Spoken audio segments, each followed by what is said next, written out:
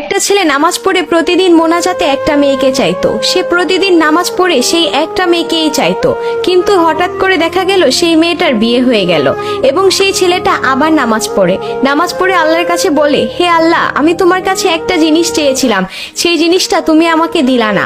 তখন আল্লাহর আরশ থেকে একটা কথাই ভেসে আসে, হে বান্দা, তুমি যেই জিনিসটা চেয়েছিলে তা তোমার জন্য উত্তম নয়, তুমি পাবে সেটাই যেটা তোমার কাছে অধিক উত্তম।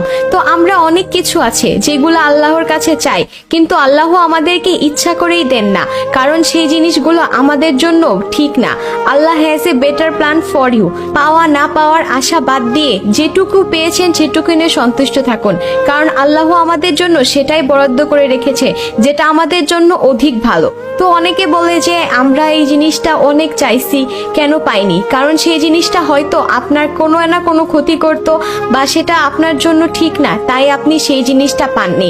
তো যেটা পাবেন না সেটা নিয়ে সবসময় শুকরিয়া আদায় করবেন, কারণ সেই জিনিসটা আপনার কাছে কতটা ভয়ঙ্কর এই জিনিসটা আপনি আল্লাহর কাছে চেয়েও পাননি।